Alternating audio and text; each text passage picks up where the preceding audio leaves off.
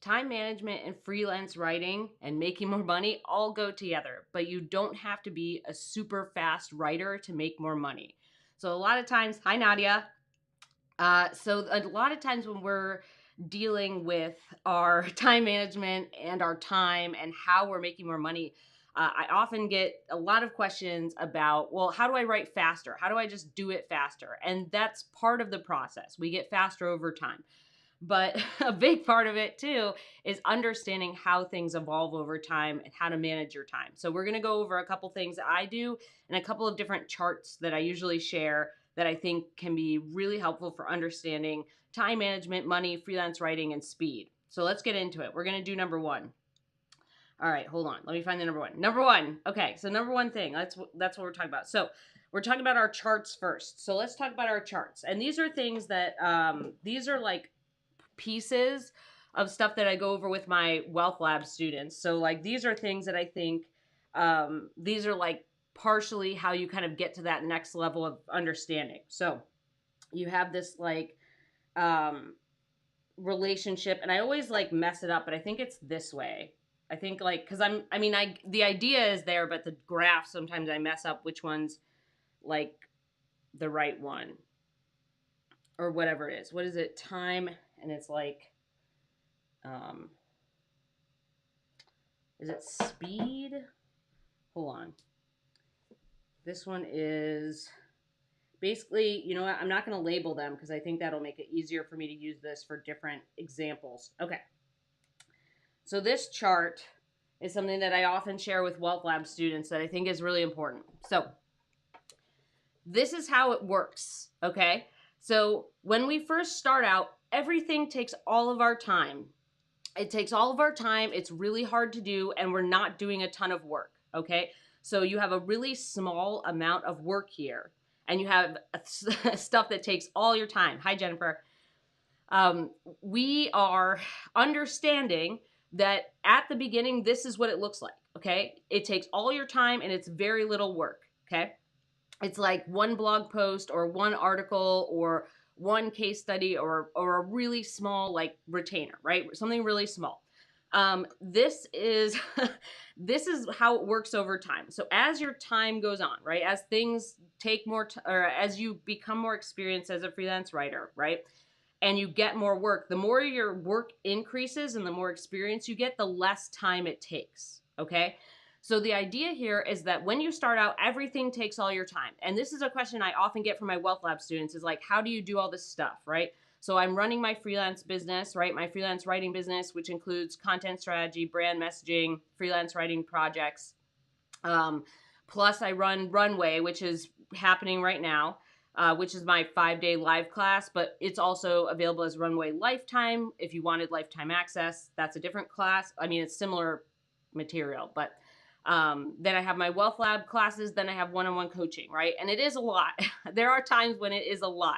I'm not going to like front on that. Like it, there are times when it's a ton, but a lot of times it comes down to this idea right here is like when I started, okay, so let me give you some examples. When I started, I took a month, 1 month to do my first reported article. Okay. It took, oh, we've got a special guest. Come on, special guest. But our special guest doesn't have her camera. Her camera's not here. Come here, special guest. Come on, Bean. I know it's scary. Maybe someone will get the camera for her. All right, Charlie's here, everybody. The camera's not in here, so we have to go get it. Hi, Charlie. Okay, so back to the example. When I started, it took me a month to do my first reported article, okay? Then I got to the point where I could do 20 in a month, okay? That's the relationship of this diagram. When you get started, it takes you a month, right? Or maybe you're faster than me, but it took me a month to find sources, figure out how to write it, do the interviews, edit it, turn it in. It took me a month. Then, right? Then by the time I get here, which is I think a couple years. I think it took me like 2 years to get here. But like I said, I'm slower than most writers. So it took me about 2 years to get to the point, well, maybe like a year and a half. Yeah, it was about 18 months. Yeah, so it was about 18 months, a year and a half to get to here where I'm doing 20 reported articles a month and basically like 21 interviews a week. This was a whole month to do one reported article. This is 20 reported articles with 21 interviews a week, okay? Which is a lot. High flower power. Ooh, camera's here. Good girl. Thank you. Good girl, Peanut. So I want you to understand that evolution, right? So, sorry. So like that 18-month period is me working through all the complicated stuff that comes with writing better, learning how to pitch, learning how to get my shit together, understanding how to run my business, all those things. But that's helping me make more money, right? So I'm getting faster over time, but it's also about managing the time, managing the pieces that go into working on my business versus in my business, right? There she is. Being snuggly. You want to be wrapped up like a burrito? I know you already like fluffed the blanket, but nope. Oh, sorry, Bean. I didn't mean to cover your face. Good girl. She does like to have her face covered, but hi, cutie. Oh, hi, cutie. Good girl. So she's here with us. All right. So that's the first thing. That's the first graph that I want you to understand about time and experience and speed and money. So yes, over time you do get faster. That's part of it. I'm still not super fast. Like that's not one of my magic talents. I know there's lots of other writers who they just speed is their thing. Like speed is their magic talent. It's not my magic talent. But I do want to tell you that as someone who's slower in putting my work together, it's still possible for you to get faster over time. Now that also comes with this idea where we're so let me show you this. So like, right, this next chart is like, let me show you this. So here's kind of like how I see it. When I'm building my business over time, it's going to look like this. There's going to be times, especially when it comes to money, where you get a new client, right? You get a new client and you're like, yay, I'm making some money. And then you get a new client at a better rate. And then you get a new client where that work takes a lot longer than you thought. So you're like, oh my gosh, I should have charged a lot more. Like this, I should have charged double, which I've done a bunch of times. Then you're like, now I'm charging double, right? You're at this point where you're like, now I'm charging double. Yay. And then you're like, oh no, I took another hard project. It took a lot of time. Then you're like, oh boy, I fixed that, right? I fixed that with new stuff. Then you get to this point where you're like, everything is terrible and I need to revamp my business and you need to like start over. Like there's all these different, I'm just saying like these as examples. It doesn't mean you're going to end up in the super valley, but I think there's this misconception a lot of times where we think it's linear, right? We think it's this straight line that just goes across where we're like, as we go along, we just make more money. And that's just not the case. There are a lot of complexities that go into making more money and managing your time and doing the appropriate projects that make sense for you. And these correspond to both time, effort, right? Making more money, doing more complicated projects, working with different clients, raising your rates, right?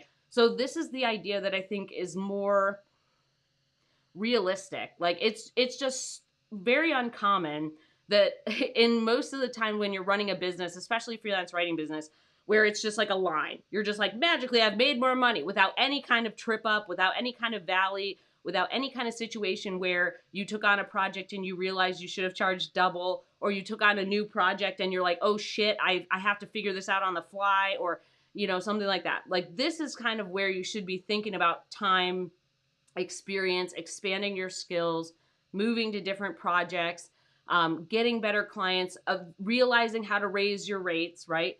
I think this kind of thing is more helpful to understand like the actual journey. There's this other chart that I think is important too. So I don't know how many charts. I had a couple in mind, but I might share some more. So let's do this other one. There's this other chart that kind of looks like this, and this is like a common illustration that people talk about, right? So people think they're doing this, but they're actually doing this, right? Okay. So let me draw a line. So people think they're doing this, right? They think they're going in circles. But what they're actually doing is growing in bigger and bigger ways. They're actually growing up kind of like a cyclone, right? So this is something that really helped me understand. I know the drawing's messy, so like ride with it. So a lot of times people think they're going in circles, and you could be, right? This is like a plateau, right? So this is the plateau, AEU, right? AEU. Okay. Handwriting's terrible, but you get the idea. So this is the plateau, right? If you really are in this circle-y thing, you will be in a plateau in your business. It will be reflecting across all of your stuff. Like you'll be making the same amount of money. You don't see any growth. You're not working with new clients. You're trying to squeeze the lemon out of like 4 clients for like 10 years. You're not expanding your skills. You're not kind of like learning how to write better or learning how to do a project better. You're just really plateauing. Most of the time you're here. Most of the time you're actually growing in this kind of cyclone thing where you start really small and you're like, okay, and then you kind of move up in this circular pattern where you get bigger and bigger over time. You learn more things. You manage your time better. You get to a place where you understand more stuff, where you understand like this kind of gray area, right, of pricing, or this gray area of like how you're managing your work, this gray area of like, do I, don't I, how much can I handle, right? Flower, Nadia says, oh my gosh, this is so me. And Flower Power says, these charts are calling me out, dead, too accurate. Yeah, well, I'm telling you these charts because this is like, I don't feel like I was told this enough. Like, I feel like we don't talk about these things enough as freelance writers. Like, these are things that really helped me understand my journey over the last 10 years. I've burned out a few times. I've been, I take on too much sometimes. I end up in these places where I'm like, it's never going to get better. And then like, I reconfigure my business and it gets worked out. So I think these charts are kind of helping you understand the journey. Like this is part of understanding the actual journey, right? Like there are lots of things, right? So this is something I think is important too. So I can tell my students, my runway students, my Wealth Lab students, my breakthrough students, I can tell them until I'm blue in the face, right? I can tell them all the stuff. That doesn't change the fact that they have to go do it themselves. They have to experience those things themselves. And 2, they need to build their own business, right? So even if I'm telling them stuff from my own business till I'm blue in the face, they're going to have their own quirks in their business. They're going to have their own journey. So these kind of things allow freedom in that journey, right? You don't have to copy paste my business. And in fact, if you did copy paste my business, it wouldn't work, right? There's certain frameworks and principles we need to follow as freelance writers, right? I always think about it this way. Whenever I think about my students, I think about how do I fence them in temporarily? Like, how do I put up a fence so that they're like, they have bumpers. They understand how to put the structure in place. They understand how to do the business part. They understand how to make money. They understand how to raise their rates or work with clients, right? I'm giving you a fence. Eventually what ends up happening is you should be looking at that fence being like, this is too constrictive. I need to blah, blah, blah, and you fix the fence, right? So I'm giving you the initial framework, right?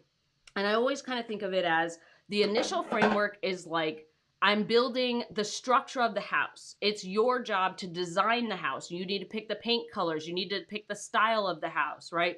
Like, is it going to be a house that's industrial modern, or is it going to be farmhouse, or is it going to be French country? Like, that's kind of your job. My job is to frame the house and say, here is the basics plan, right? Here, not even basic. I guess it's kind of like detailed. So here's the detailed blueprint, right? I'm giving you the detailed blueprint of the home. Your job is then to say like, cool, let me customize it, right? That's your job. So I always feel like that's kind of, the lonely tornado, right? I feel like that's something we need to talk about more, right? So I always feel like these things give you freedom to understand that, yes, we're kind of working in this fence, right? I'm giving you the framework of the house.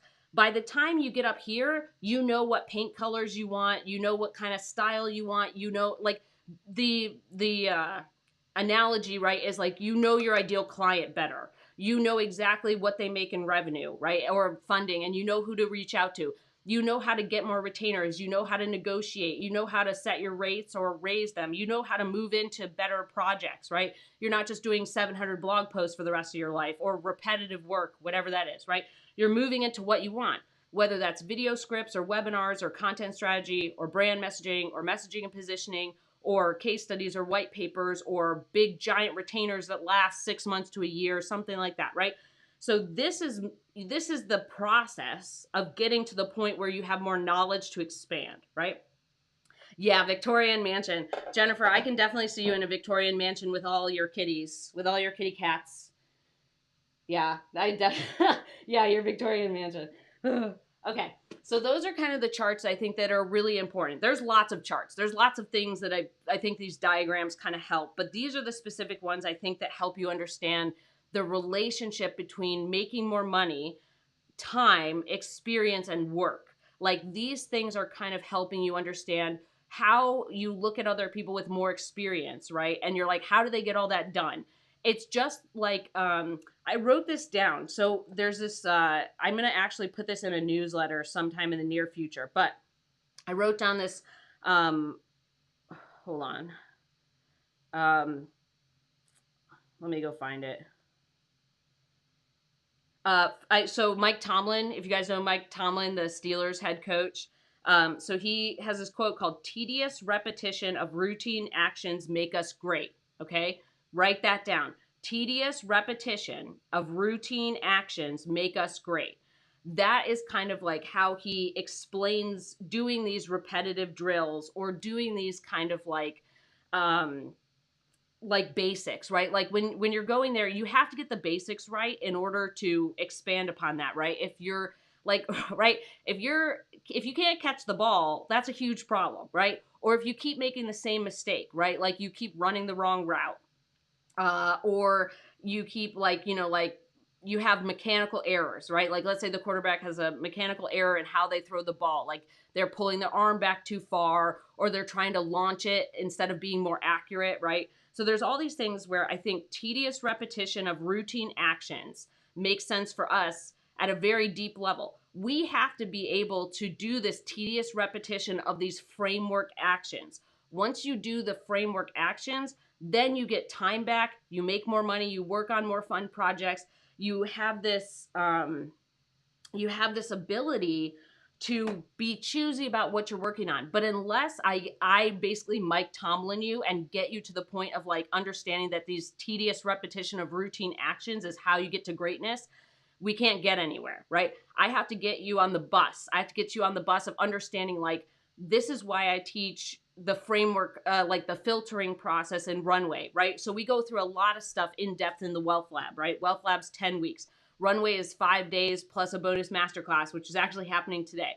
But Runway is like a 2 weeks, sometimes 3 weeks. It depends on the time of year. But it's a short, packed stuff. But you have to learn the filtering process. So that I include that in Runway because that's just one of those tedious repetition of routine action. You have to understand how to find clients. That's the routine action. We have to do that.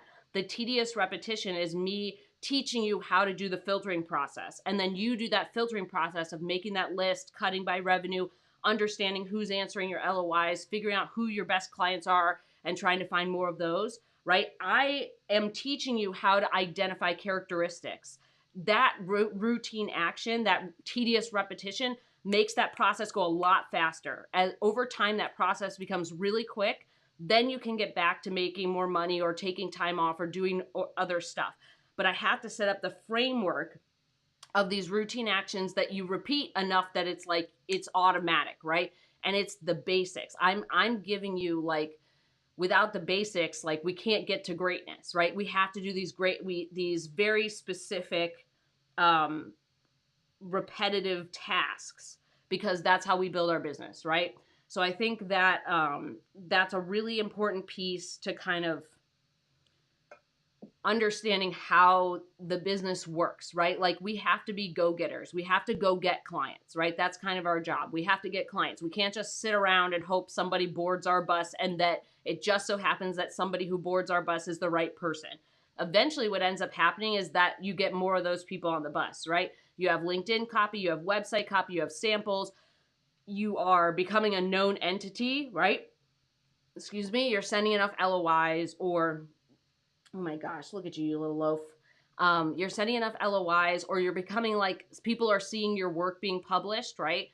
You're becoming I always call it like a known entity, right? So that all eventually leads to more qualified people getting on the bus. But in the beginning, we have to do these kind of routine actions so that we learn who exactly our client is and how that actually works, so that when someone boards the bus, we can be like, yes, yes, yes, no, no, no, right? This is all important. Yes, the bus of understanding and the tornado of loneliness. Yes. So these things are important. I've got a wagger. We've got a certified wagger. We've got a certified wagger who's really interested. So we're gonna give the certified wagger some snacks, right? Do you want some snacks? Can you catch it this time, or you want to show everybody your belly? Do you want to show everybody your belly? Okay, good job. You're so funny, Minnie. Charlotte's been doing better. She's been mostly eating on her own, so that's a big step. She just started eating on her own last week after her dental. So, like I said, she had 4 teeth removed. And so now she didn't eat breakfast today yet. So she's up here just for like her pre-breakfast snacks. But she's doing better. She's feeling better, seems like. Can you give me a high five? Good girl. But she's over here wagging her tail, looking snuggly. Sometimes she falls asleep just because, like, me talking, I guess, bores her. Or she falls asleep because, like, it's, you know, she's used to me kind of talking a bunch. Okay, let's get to 2. All right, let's get to 2. Hold on. All right, 2. Let's talk about 2. I also like the bus of understanding versus, like, the tornado of loneliness. I might have to, like, put that in the noodle for later. Let's talk about 2. So when I'm managing my time on a day-to-day basis, I kind of do a lot of things. And those, I don't have enough time on the live stream to go through all of those. We have like compact things. That's why we have the Wealth Lab, right? So I can like barf all the things. So here's the deal. When I'm managing my time, that comes down to a couple different things. So I forget things if I don't have a reminder, and I also can't have a ton of stuff in my mind because it gives me like extreme anxiety. So I either have a ton of reminders, and I have 2 systems, right? So I have my dry erase calendar on the board, on the wall, right? And this is a huge dry erase calendar. It's like 3 feet by 4 feet. You can get it on Amazon. It's like $20. And it helps me plan big picture. So I can see like how many deadlines do I have during the month? What's kind of going on? Can I fit this work in? When am I taking time off? Then I have my day-to-day calendar, my iCal, right? Or my Apple Calendar, whatever it's called now.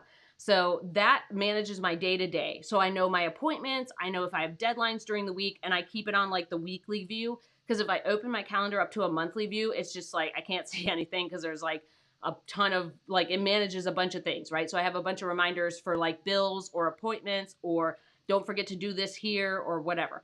So my day-to-day calendar has like 57 reminders, right? So I have like, so for example, when we are doing the bonus masterclass is today for Runway.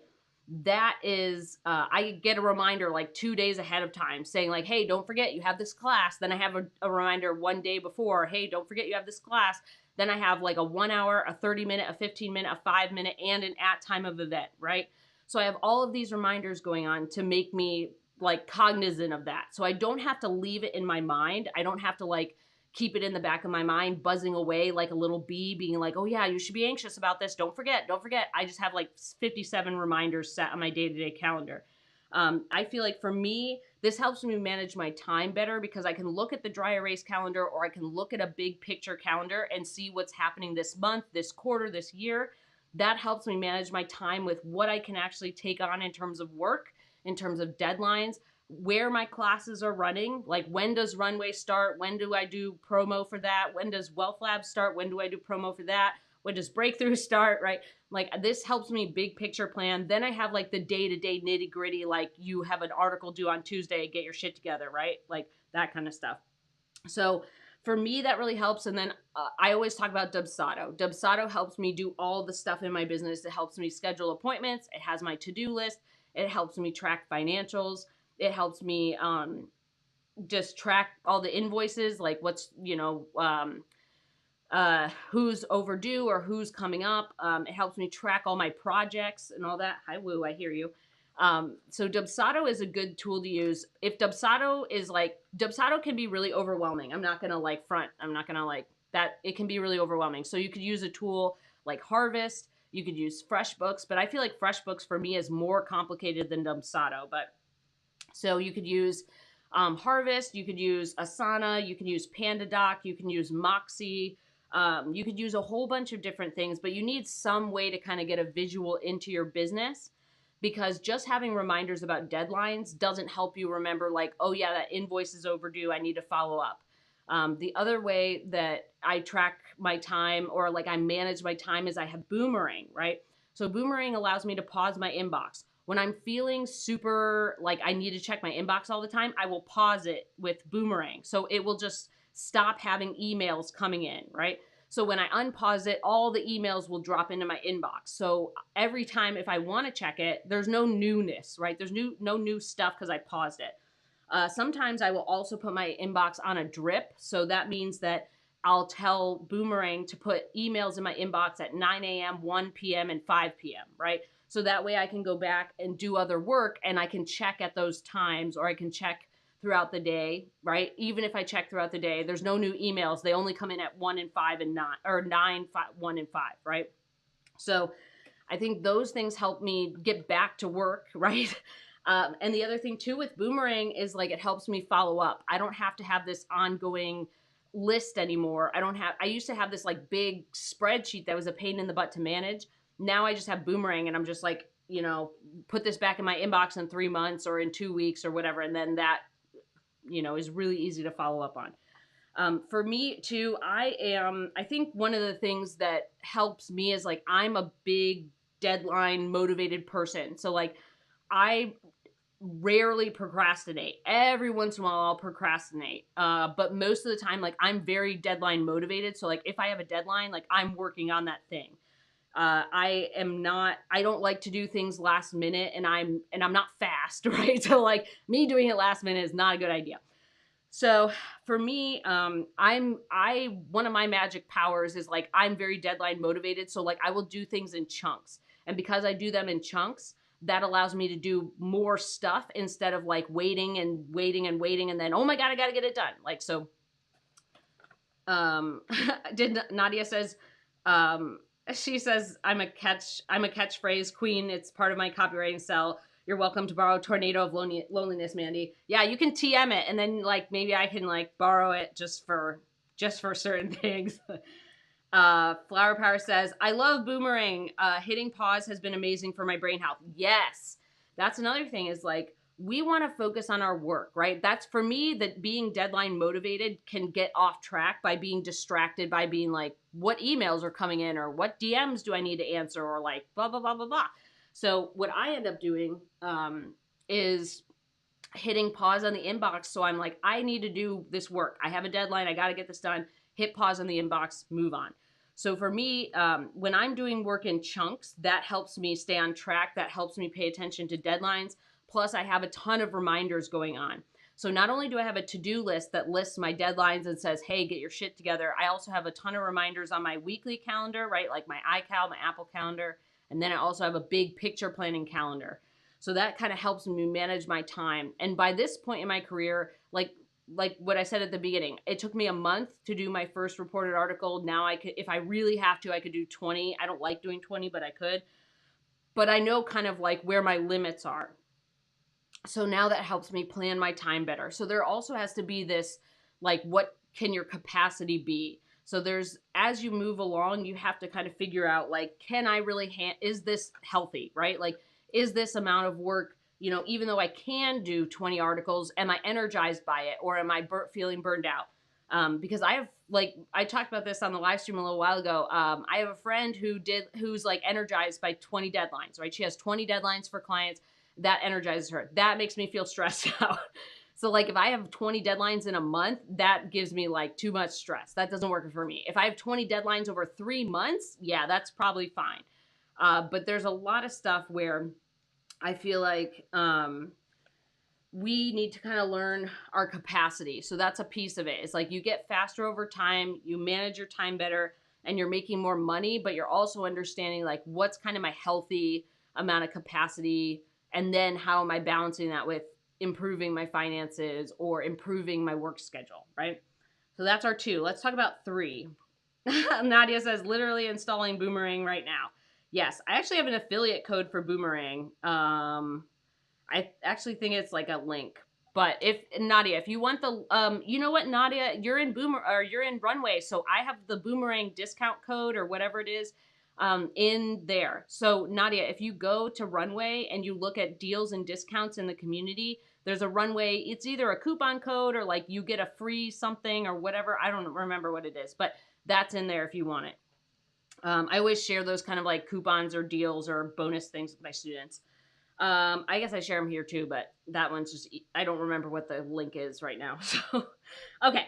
Let's talk about 3. So when we're talking about our work does get faster over time, right?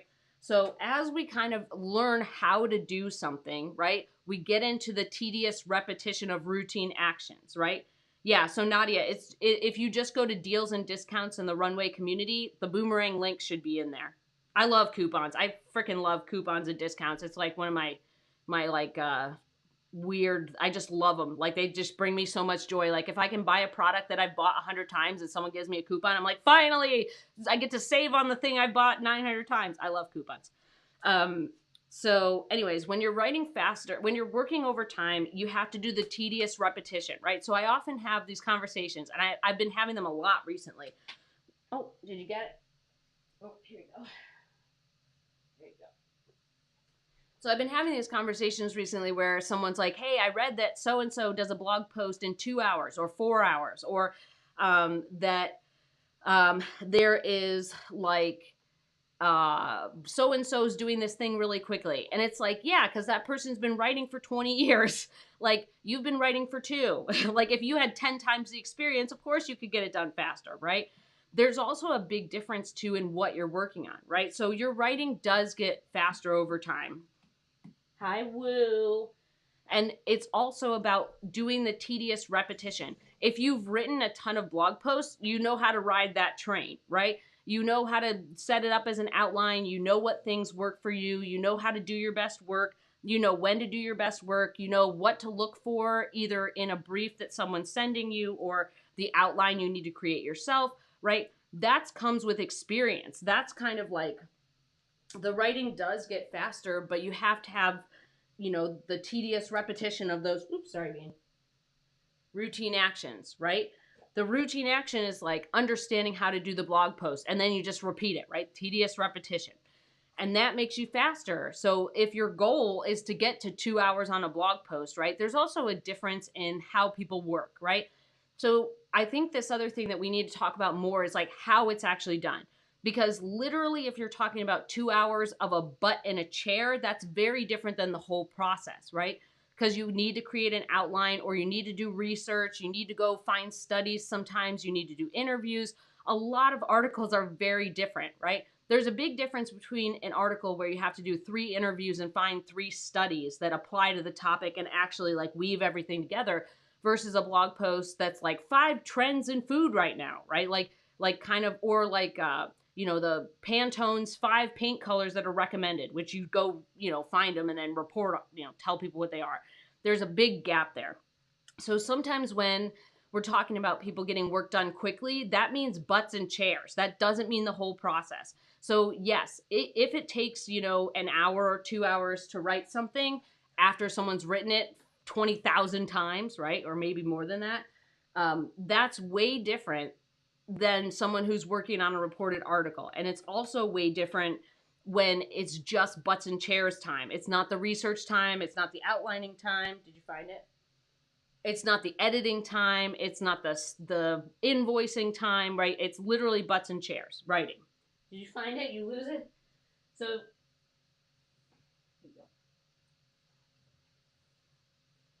I don't know where it went.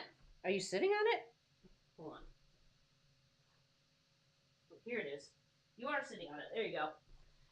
So, Mandy's the coupon duchess. I prefer coupon connoisseur.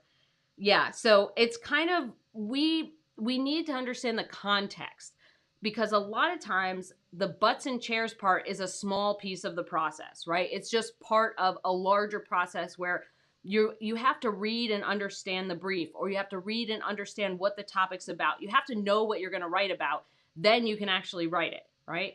So I think there's also kind of a piece to getting faster over time, doing this tedious repetition of routine actions, right? The whole Mike Tomlin thing, and understanding that when you're reading metrics from other people's businesses, sometimes those are taken out of context, right?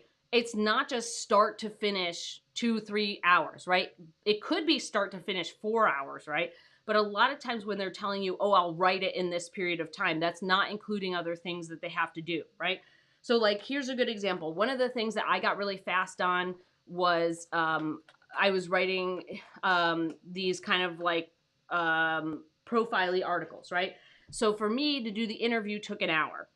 So the interview took an hour, right? Not including all the time I spent setting that interview up, which can take quite a while because they're very busy people. So it took a long time, sometimes many follow-ups for me to get someone on a call to go do that interview, right?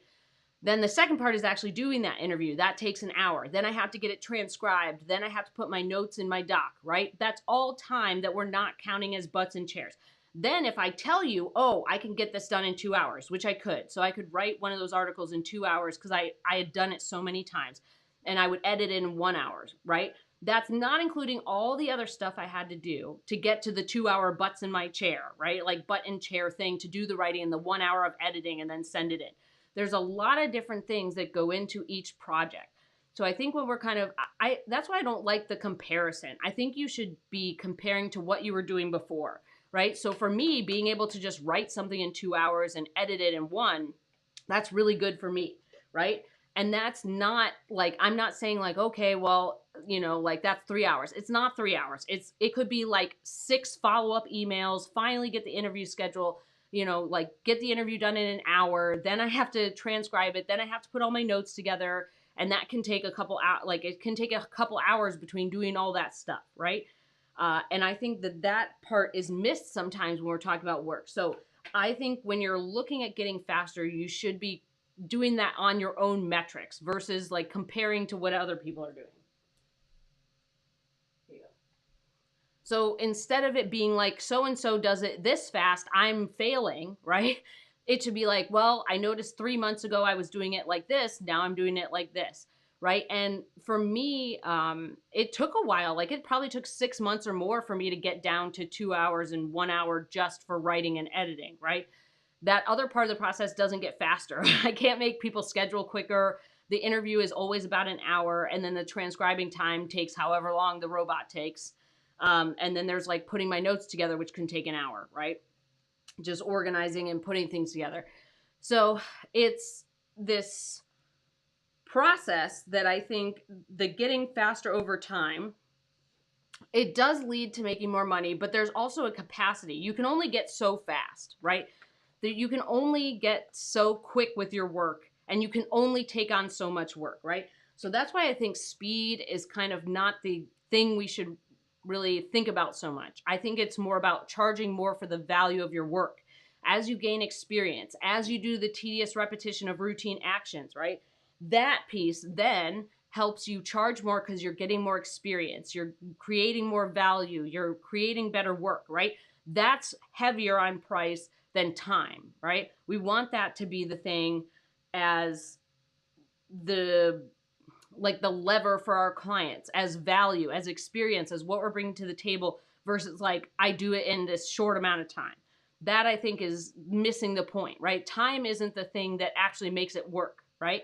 Time isn't the thing that when you publish a blog post, that's how it works in Google. That Google doesn't care how long it took you to write that, right? The quality and how it helps the audience and like how the work is constructed and all that good stuff, that's important to Google, right? So think about when you're, you know, raising prices for value and experience and getting better at your work versus time, and understand that work does get quicker over time. Okay, I see some things. Coupon connoisseur is so much better. Love the alliteration. Yeah. Albert says 20 deadlines in a month. That's booking a lot of work. Yeah, I had like at that time I had like some regular articles. So I had like a lot of ongoing like things. So like I would have you know, I had like I had multiple retainers that were like 4 articles a month. And then I also had like ongoing magazine assignments that some of them were 4 articles a month. And so that kind of, it was from a bunch of retainer work.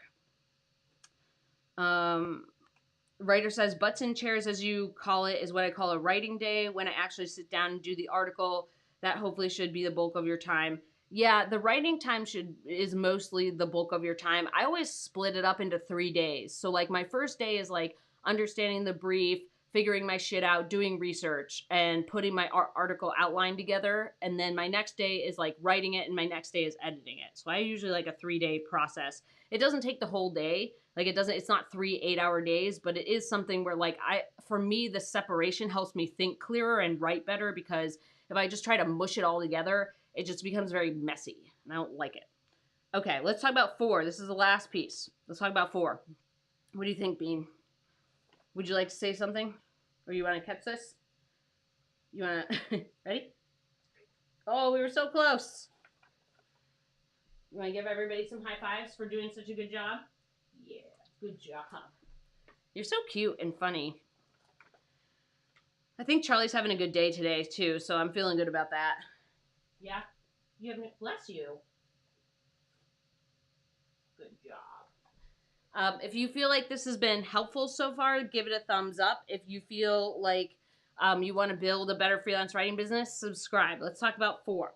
So when we're analyzing time and money, right? We're analyzing time and money in section 4 here, in the 4th thing. So we have to look at how we've been doing better than before, right? We're looking at time versus money in a couple different ways. The first way is, are we doing better than we were previously? Are we getting quicker, or are things, you know, are we missing parts of the process? How is that going, right? The next piece that we're doing is like, am I getting faster on the back end? So I don't like charging hourly, right? But those projects should be getting me a higher hourly rate on the back end as I move along. So what that means is like, if I start out and a case study takes me 20 hours, right? Let's say a case study between the interview, putting it together, whatever, takes me 20 hours. After a certain period of time, 3, 6 months, whatever that is, maybe more, am I getting down to that case study taking 10 hours or taking 18 hours or 15 hours, right? Am I making more money on the back end, where like now that I've done case studies for 3 to 6 months, I'm charging way more for it, right? So let's say I started at a case study at $1,000. Now I'm charging $3,000. Not only am I charging more for the value I'm bringing and the quality of my work, but on the back end, now it takes me less time to do it, so I'm making more money overall. This is why I don't like hourly, because there gets to a point where like you only have so many hours in the day. And then if you're going in there, and this is a weird thing where a lot of times potential clients, if you go in there and say like my hourly rate is $300, they're like, whoa, whoa, whoa. And you're like, well, you know, it's 10 hours, and they're like, you know, or 20, whatever it is, like they just hear $300 an hour and they're like, whoa, whoa, whoa. But if you say, oh, it's a flat rate of $3,000, they're like, oh, that sounds right. Like there's a weird dichotomy there. There's a weird thing that happens. So charging by the hour, I think, especially even if you're raising your hourly rate, I've only seen that being shorted over time, because even if you're charging $300 for 10 hours, right? There's also this aspect of like, could you have a surprise invoice, right? Could there be a project you're working on where normally it takes 10 hours, but this one took 15? I just don't like the idea of having surprise invoices. Like I like my clients to know, like, this is the budget, there's no change, here's when the invoices are due. And if there's a project that takes more time, that doesn't cost my clients anything, that's costing me, right? That's just part of, I have to eat it sometimes. You just have to eat it. But I feel like for me, when I'm thinking about that, is those flat rates are easier to float than like telling someone a high hourly rate. And I feel like the flat rate puts the focus back on value, experience, and the quality that you're bringing, versus like, I can do it really fast, which, you know, kind of misses the point. So I feel like for me, you need to be looking at that. Like, am I getting faster on the back end? Like, are things going better? And even if you're not getting faster, is the quality getting better, right?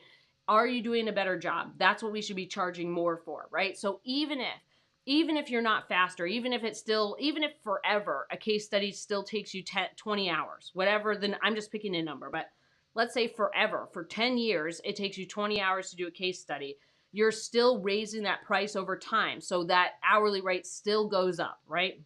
On the back end, on the back end. So that's something that I think helps writers a lot to think about when they're really focused on hourly, is like you can still charge by the project and understand the increase in hourly rate on your back end. So even if it takes you 20 hours, if you've done 10 years of case studies, you should have raised your prices by a whole lot, right? You shouldn't be doing a case study at $1,000. You should be doing it at well over that, right?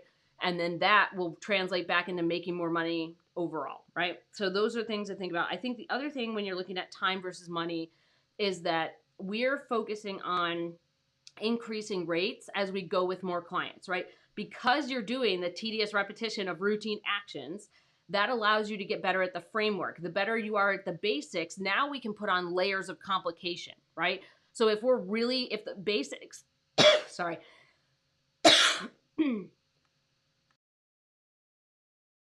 sorry, if the basics become like pretty automatic, like the basics are things where it's like you don't have to use very much brain power to think about it, then you can start layering on all the pieces of complication. Then you can start putting on more complicated projects or more difficulty or improving the quality, or there's a lot of different things that we can add on, right, that kind of help up what we're charging for the project, but also like we're doing the stuff that's the bare minimum to do that project is getting done like this. So we also want to make sure that we're thinking about money in terms of like our ability to add on more complex stuff, our ability to handle more things or do things that are more strategy based or that are more complex, right? Versus just repeating the same thing over and over and over again. Woo, I hear you. I hear you, Woo. Good girl. So think about that too. I think that it's kind of like I also want to make sure that when we're managing our time, it's not just solely focused on always doing it faster or always doing it for more money. There's also things like, this is another reason why I teach cake and icing, is we have cake niches and we have icing niches, but we should like our work, right? It's not just about like doing it quicker and making more money and time management and all the metrics. Like that's the thing, is there's also, you have to actually like it. You have to actually enjoy it. So there will be stuff, there will be projects that you will take that will just, you'll have to eat it, right? It's just a fun project. So there's times where you'll take a project because you either want the clip or you just like it, you just want to do it, and you won't get paid a ton for it, but it's something that you really enjoy. So that's something else to think about when you're doing time versus money, is it sometimes is not time or money. It's about enjoyment, right? So sometimes that's kind of like extra money. Like there's sometimes where I will write articles that I won't think about that extra money, right? Like an article, like let's say it's like $400 or $500 or $1,000, whatever. I'm tracking money in like my retainers or my ongoing work. And so that becomes extra money, right? It's something I really enjoy doing. So I'm not really thinking about like, oh boy, it's an extra blah, blah, blah amount of money. I'm thinking about it as like, I really enjoy it and the money is nice. Like it's a nice extra piece of money, right? I either do whatever I want, right? So it's not something that puts so much pressure on like paying bills or having to be faster or having to make more money all the time, right? It's more about like, this is something enjoyable that I like doing, and it turns out I also get paid money, right? This is how we balance like that icing part of our job. And I think that that piece kind of allows you freedom too, to do more projects that are just fun. Like instead of worrying about it having to, like every single project having to pay your bills, right? We want to have more of this ongoing type of work where we get to take more fun projects that are just kind of like extra money, right? They're kind of things that come in where we're like, yeah, I just want to do that. You know, whatever, you know, even if I don't get paid $1 billion to do it, I still want to do it because it's fun. So I think you should think about that as well. Okay, cool. So what do you think, Charlie? Would you like to say anything more to the people?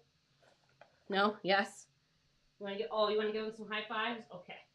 Good job. Get a Mandy hair on you. Usually I have Charlotte hairs on me, but today you have Mandy hairs on you. What a strange turn of events. You're so cute. How did you get to be so cute? Good job. I had a little crumb. Good job. Charlotte's been rolling around in the dirt outside. She's like a little chinchilla, and she takes little dust baths outside. So she's been she's been coming in covered in dirt and dust, and it can't really see it right now, but she has like maybe you can. There's like little dust specks all over her back because she likes to go outside and just this is like a thing. So like I'll give her a bath, right? She has allergies. I'll give her a bath. And she'll just run straight outside when she's completely wet, even though I've tried to towel dry her as much as possible. And she will roll in the dirt and get all dirty again. And she's just like, what? What did I do? You know, like she's just a little dirt hound recently. Like she'll go out there and just take a little dust bunny bath. Good job. So right now she's super dirty. Right now she really needs a bath. It's hard to tell, but you can tell the difference between like when she looks not shiny. Like normally she's very shiny, and when she doesn't look shiny, that's when she's really dirty. Like she's been rolling around a lot in the dirt, and last time I gave her a bath a short while ago, like a couple weeks, she or I don't remember, she got a bath just a little while ago, and she just went outside and completely got dirty, completely just rolled around in the dirt. All right, let's see. Flower Power says, the first time I prioritized return speed with a client over taking time to do what I felt was good, I missed something and fumbled a great opportunity. Major regret, but I never forget now. Yeah, that's the thing is like when we focus on just being like, oh my gosh, I have to get this back to the client rather than quality, right? That ends up kind of biting us in the butt sometimes. And I've done that, right? I'm like, oh my gosh, I just have to get it back to the client, right? This is also another thing about setting deadlines, right? Like we want to give ourselves an opportunity to succeed. So we don't want to set like a 48-hour deadline. You know, that's why I always say like when you are onboarding a client, right? And you're setting a deadline, give yourself 2 weeks, because it could be that it could take 2 full weeks just to onboard, right? Just to get everything signed, get an upfront payment or set the payment schedule, whatever it is, right? And then you're like, well, this 2-week deadline's not going to work. We just set everything up. So I think the 2 weeks is kind of helpful, but yeah, like we want to make sure that we're focusing on quality, right? Time is nice, right? Doing it faster is nice, but it's not as helpful as doing it well. Like doing your work well leads to more referrals or leads to you people finding your work and being like, I want this work for me, right? They're just like, I saw your clip, I want it. Doing your work well is a much more like, it's like, not self-fulfilling prophecy, but like it's much more of like this loop that pays back a lot better than time.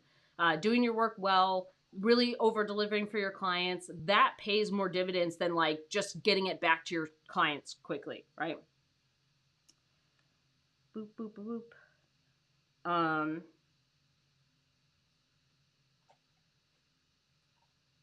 Okay. So Albert says, I found that time produces money. Thus, the amount of time you spend on a project correlates to how much you get. See, I think of it the opposite way. I don't think about it as like, if I'm spending more time, then that should be more money. Or like, if I'm spending more time, then that would relate to more money. I think of it as a different way of like, if I'm providing a lot of value, that costs this amount, right? So I always think about it as like, if I'm providing value and quality work and I'm doing a good job, in order to get that kind of work, it costs this money. And then the time factor is not like a thing, right? So like there's a lot of times where we'll do a bigger project, right? We'll do a case study or we'll do a white paper, or we'll do something that will bring in giant piles of money for our clients, right? And it doesn't matter how much time we spent on it, right? It matters of the value of that thing, right? So you could be doing a $10,000 white paper, right? You could be doing this ultra complicated, really difficult white paper that then, even if they pay you $10,000, they're getting millions of dollars from that thing, right? So I always think about it as like value of the work, quality of the work, lifetime value of that thing, right? So that white paper could live for years, right? It could, it may not, but there's a lot of our content that lives for years and years and years, even after you stop working with a client. So I always kind of think about it as like, well, if it lives and it keeps bringing them money, right? I'm not going to see any extra of that money, but I know that the value of this thing is much higher, right? Like the quality that it's delivered, the amount of like how you're connecting with the audience, how that work does the thing it's supposed to do, right? Get leads or sales or likes, clicks, subscribes, downloads, all that stuff. So we're looking at like the ROI, right? The return on investment versus the time part. And I always feel like for me, I always think about like the value piece versus like spending more time. I feel like there becomes a point in your career where you have like a case study where you're like, I know this case study is like $5,000. I know this is like a really complicated case study, or $3,000, right? Whatever it is. You end up with a complicated case study, and the case study could be like 12 pages, and you know that thing is going to bring them in a lot more than $3,000 worth of stuff, right? So we want to make sure we also relate it to that. We also understand that like them paying us that amount is a small drop in the bucket to usually what they get out of that piece of content. Okie dokie. I think that is that's all the stuff I wanted to cover. But I hope that this has been helpful. I hope this has been something where you kind of see a better relation to time and money and time management, and then like understanding how things work over time. Because a lot of time, like when I was thinking about it early in my career, I always thought about it as like there was not enough time to make more money. But I didn't understand that over time things got faster. I was just like, it's going to be this way forever. But like over time things get faster, but you also like your brain doesn't have to work as hard to do those repetitive actions. Like you know how to do a blog post, right? It's riding that bike. You know how to do a case study, ride the bike. You know how to set up brand messaging, right? Ride that bike. So it's a lot more about riding the bike, and then you get time back, and then you're making more money because of the value of that project and the quality that you're bringing and the experience that you're bringing, right? So think about it as like over time things end up balancing in a better direction, but it's also about really, I think the main focus isn't on time. It should really be on quality, and it should really be on delivering value and gaining that experience and then charging more for that. Hi, Vicky. It's good to see you. I think it's just kind of like when we're thinking about value and we're thinking about time, we're thinking about profits that your client might make. Like there's a lot of times where we just forget that, right? Even if you charge 10 grand for a white paper, right? You have this big, complicated, giant, beefy white paper. It's 10 grand. They will make millions of dollars off of that, right? There's a reason why they're creating that content. It's bringing in stuff that matters to them, right?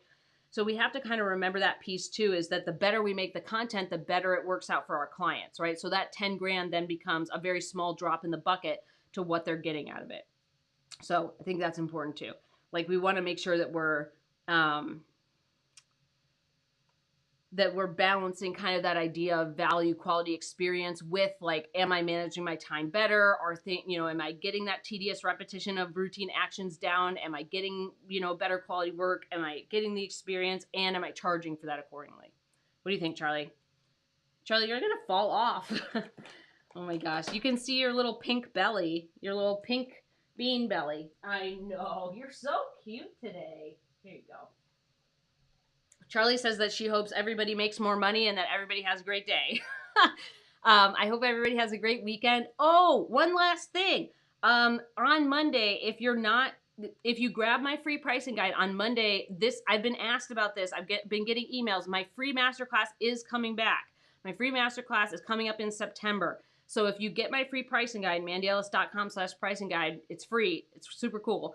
But also you'll get invites to the masterclass, the free masterclass. And if you want to be spicy, I think I have it. Nope, not that one. Which one?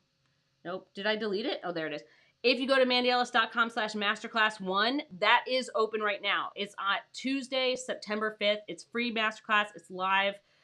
It's like a more, like we'll have slides. It's a more focused version of the live stream. Like it's a lot more like very specific steps for different parts of your business. But it is open. So it's Tuesday, September 5th at 2 p.m. Central, which is noon Pacific time, 3 p.m. Eastern. And I want to say, oh man, I forgot. Is it 8 p.m. British Standard Time? It's at 2 p.m. Central, which I'm pretty sure is 8 p.m. British Standard Time. But that's open right now. So I'm going to have 3 master classes. The first one is open. It's Tuesday, September 5th at 2 p.m. Central, which makes it noon Pacific and 3 p.m. Eastern. And I think 8 p.m. It's like, I always forget what it is. I think it's 8 p.m. British Standard Time. But that's open if you want to do it. You'll get an announcement on Monday for that free masterclass, but it is coming back. So that will be open. I hope everybody has a great day. Yes, 8 p.m. BST. Okay, cool. I hope everybody has a great day and everybody has a great weekend. And thanks so much for hanging out. I hope it was helpful. I hope you enjoyed Charlie. Charlie's always fun to have on here. Yeah, keep that in your noodle. Tedious repetition of routine actions makes us great. Mike Tomlin. Put that in the noodle. Okay. All right. I'll see you guys later. I hope everybody has a great weekend. Bye.